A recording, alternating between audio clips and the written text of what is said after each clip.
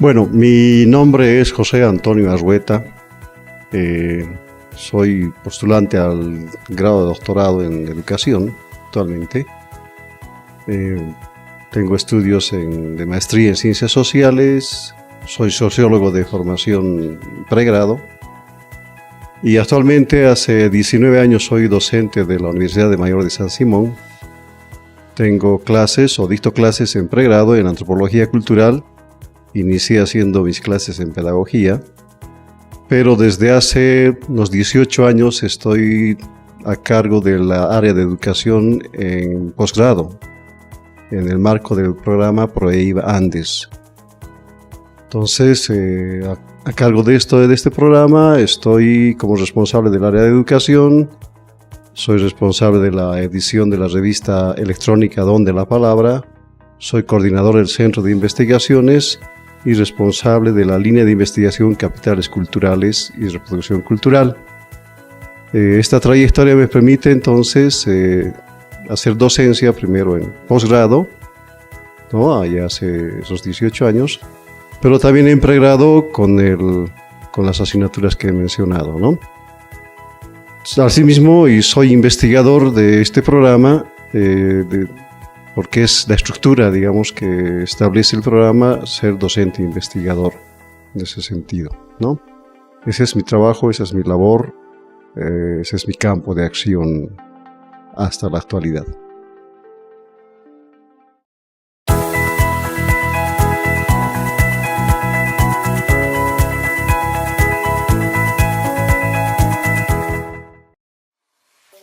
En lo que respecta al campo de la investigación, debo decir que estoy a cargo de dos investigaciones que están desarrollándose en paralelo ahora, ¿no? Una investigación que está a cargo mío a partir del área de investigación y de la línea de investigación sobre capitales culturales, y otra investigación que está también en proceso, pero que tiene relación con la formación de los maestrantes, acá en la maestría en sociolingüística. En el primer caso, la primera investigación está más orientada hacia los procesos de enseñanza a profesionales especialmente indígenas de la región en el área de la educación intercultural bilingüe. Educación que implica una educación mediada por computadoras o por ordenadores. Eso quiere decir que hacemos un despliegue de formación a través de la plataforma Moodle, bajo el esquema de educación mixta, ¿no? Periodos presenciales y periodos no presenciales. Pero la investigación propiamente dicha tiene que ver con los procesos en los cuales los estudiantes van argumentando y tejiendo una suerte de discursos sobre conocimiento y educación que están incluidos en las plataformas virtuales, ¿no? El procesamiento de los datos implica recoger justamente los datos de estudiantes de 3 promociones en el curso de especialidad y que implica estudiantes de pueblos indígenas de 13 países de la región.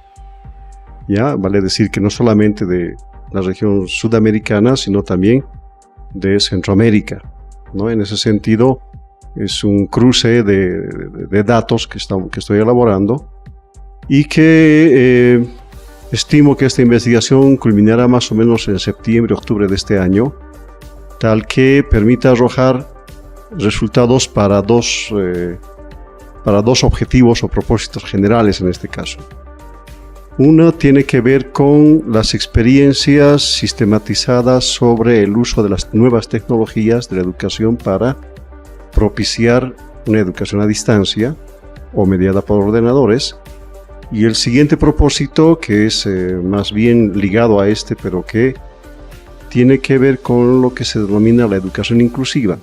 Ustedes conocen que en la San Simón hay unidades desconcentradas de educación, por ejemplo, el de Valle Sacta, el de Quillacollo, en fin, y que implica que los estudiantes concurran a los centros de enseñanza o de formación, y ese es un modelo de desconcentración precisamente, pero la demanda de la población, así como la urgencia que tiene la universidad para proveer de recursos de información o de formación profesional a los estudiantes que no necesariamente pueden acudir a las universidades de manera personal. Entonces se trata de desplegar modelos, estrategias didácticas, tal que implique el diseño de didacticiales para la formación profesional a distancia para aquellos que realmente no pueden asistir personalmente a los centros de educación. Entonces responde un poco a esa demanda la investigación que, repito, tiene que ver con educación inclusiva, en este caso mediada por ordenadores, ¿no? Un tipo de educación a distancia.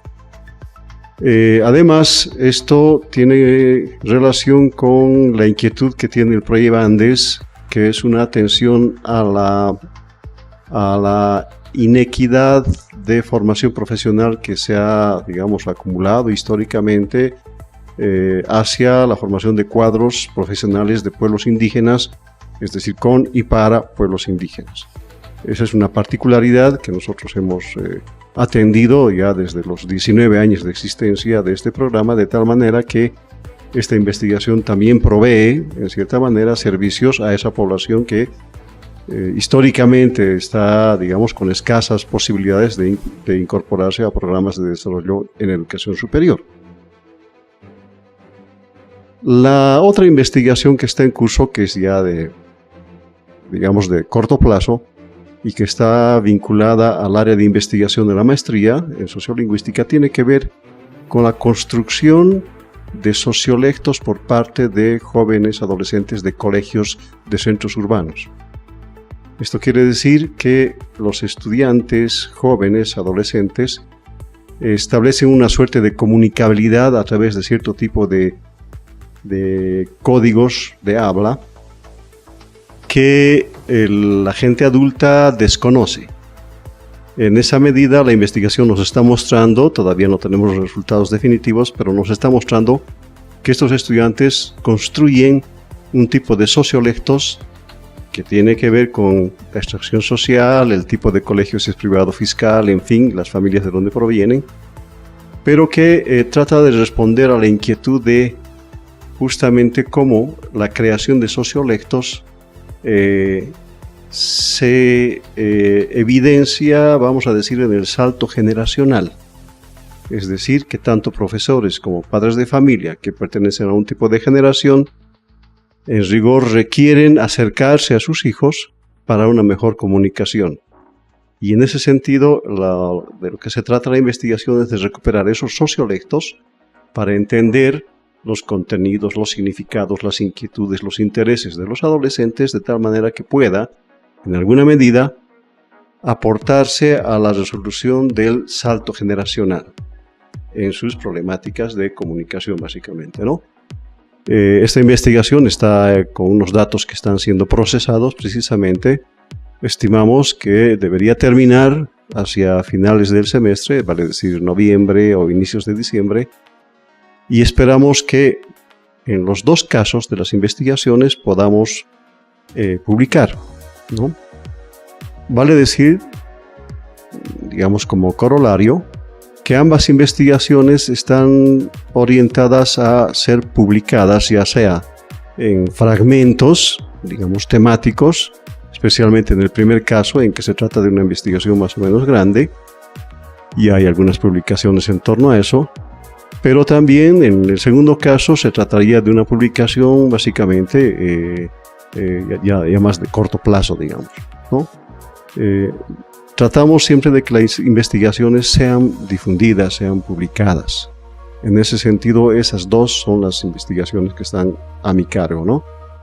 En el primer caso, los involucrados son prácticamente yo y los que han ejecutado el curso.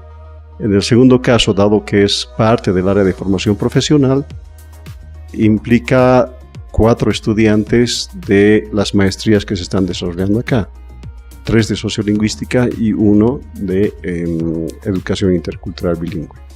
Entonces eso es más o menos en general lo que se está haciendo, lo que estoy haciendo en el área de investigación.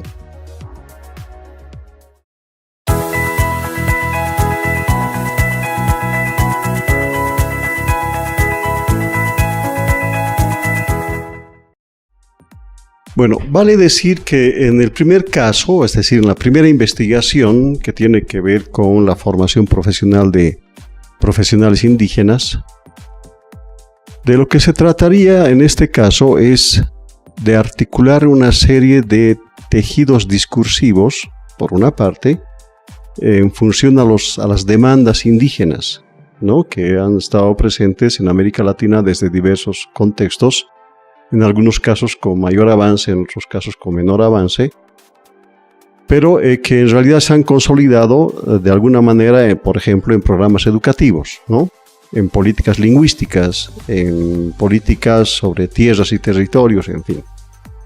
En ese sentido es importante atender entonces las demandas de este actor, que es ineludible en América Latina y que evidentemente como sujeto político en este caso está presente en el marco del área de la educación en general. Sin embargo, como había mencionado hace un momento, la demanda de formación de profesionales indígenas, si bien es abundante, la respuesta no es tan abundante. En rigor, toca tomar en consideración problemáticas que tienen que ver no solamente con la cuestión cultural o sociocultural de estos pueblos, sino también con el tema de los derechos. Por ejemplo, cuando las lenguas son escasamente atendidas, por ejemplo, en la educación superior, ¿no? Ese es un componente al que se quiere dar respuesta a partir de qué demandas o qué tipos de estrategias sugieren estas experiencias para la formulación, digamos, de ofertas programáticas o curriculares de educación superior que estén un poco más cercanas a los intereses de este tipo de actores, ¿no? Ese es el primer asunto. El segundo asunto es que la investigación trata de dar algunas respuestas al proceso de transformación de la educación superior, es decir, de las universidades. Ustedes saben que en este proceso actualmente estamos iniciando una serie de adecuaciones, transformaciones a la oferta curricular, ¿no?, bajo el esquema de la interculturalidad, etc. Entonces, se trataría de incorporar en la oferta curricular de formación profesional elementos que evidentemente se ponen en evidencia a través de este tipo de investigaciones, ¿verdad? La investigación, que en cierta forma recoge elementos etnográficos para la investigación misma, lo que ha hecho es tejer una suerte de redes interpretativas, es decir, desde una perspectiva más hermenéutica de estas posibilidades y estas demandas que tienen los actores, en este caso profesionales indígenas, ¿no? Pero el asunto además recoge algo que me parece supremamente importante, y es el diseño de didacticiales, o es decir, de programas de una didáctica específica que es distinta a la formación profesional en contextos presenciales. Vale decir que diseñar programas educativos mediados por ordenadores implica un diseño didáctico distinto a la educación presencial, porque necesitamos ejercitar precisamente los componentes del diseño pedagógico tal que podamos garantizar un tipo de calidad en la formación profesional, ¿no? Ustedes saben que disponemos, afortunadamente, en la actualidad con los medios necesarios, que son las computadoras, programas de libre acceso como el Moodle, como el Claro Online, etc., y que tienen las herramientas necesarias y suficientes como para ofertar un servicio de calidad de formación a distancia. Sin embargo, el asunto no es, vamos a decir, transponer las prácticas educativas tradicionales o normales a las tecnologías. Más bien lo que se trata es de diseñar nuevos programas pedagógicos y didácticos acordes a ese tipo de demandas, pero en este caso aprovechando las tecnologías. Entonces eso requiere otro tipo, digamos, de diseño, de estrategia, de tiempos, en fin. Entonces de eso se trata y en eso trata de responder un poco esta investigación, repito, que tiene que ver con educación inclusiva, que es lo que la universidad en realidad demanda para ampliar su servicio a población que no puede venir, ¿no?, físicamente a las universidades. y también obviamente incorporar un currículo, voy a decir, diversificado en la formación superior. Entonces respondería a eso, ese sería el impacto más importante, digamos, que se trataría de recoger, ¿no? En el caso de la investigación sobre sociolectos, ahí tienen más bien dos propósitos que son complementarios. Un propósito está fijado en las destrezas de formación en investigación de nuestros maestrantes. Vale decir que el diseño de esa investigación está organizado de tal manera que provea al estudiante herramientas básicas de investigación para la culminación de sus estudios de maestría. Es decir, es una suerte de entrenamiento en la investigación, de formación en investigación que se les provee a los estudiantes a lo largo de estos 2 años en que duran las maestrías, ¿verdad? En ese sentido, obedece primero a ese propósito, por eso es que está inscrito en las maestrías. Nuestras maestrías tienen la investigación como componente curricular, tal que la tesis también es curricular, ¿no? Uno de los, lo quiero mencionar así, uno de los efectos, digamos, que tiene esto es que en estas maestrías la tasa de culminación, de graduación y de titulación sobrepasa el 80%, ¿no? Creemos que en parte ese éxito se debe a que la tesis y la investigación es curricular, ¿no? Quiere decir que terminan en los 2 años de hacer la tesis y por lo tanto terminar su programa, ¿no? Y esa es una particularidad de este programa que es muy específica si comparamos con otros programas de educación superior, de posgrado. Obviamente la tasa de graduación es un poco más baja en realidad, ¿no? Pero ese es, digamos, un componente que a nosotros nos da un poco más de realce y sobre todo a nivel de América Latina. Esa particularidad que implica un tipo de prestigio hace que acudan a estas aulas estudiantes de diversos países y de diversos pueblos indígenas de América Latina, ¿no? Hasta el día de hoy. Añado que este es un programa que, si bien nació con la cooperación internacional en 1997, en la actualidad prácticamente, una vez que se retira la cooperación, todavía seguimos existiendo en el marco de la universidad, y eso también es un éxito muy particular, ¿no?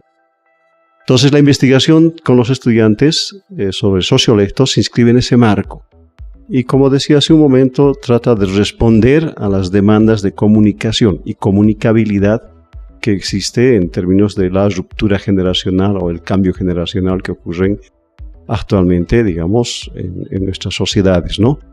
La aceleración de los medios de información, las tecnologías, la internet, en fin, todo eso ha acelerado que la brecha generacional sea un poco más grande, mucho más amplia, ¿verdad? Hay, por ejemplo, nativos digitales y aquellos que en realidad estamos migrando al mundo digital, por ejemplo. Eso es una de los efectos, digamos, que implica esta brecha de comunicación generacional, ¿verdad? Y eso se da en varios ámbitos, ¿no? Tiene sus impactos en la educación, en el aula, en las relaciones de padres e hijos, en ambientes donde hay evidentemente tipos de formación, organizaciones, clubes, etc. Entonces, entender la lógica que trasciende el sociolecto, digamos, de los jóvenes, podría ofrecer la posibilidad de interpretar esos significados y, por lo tanto, dar pautas para una mejor comunicación intergeneracional. Ese es el propósito más general que persigue esta investigación.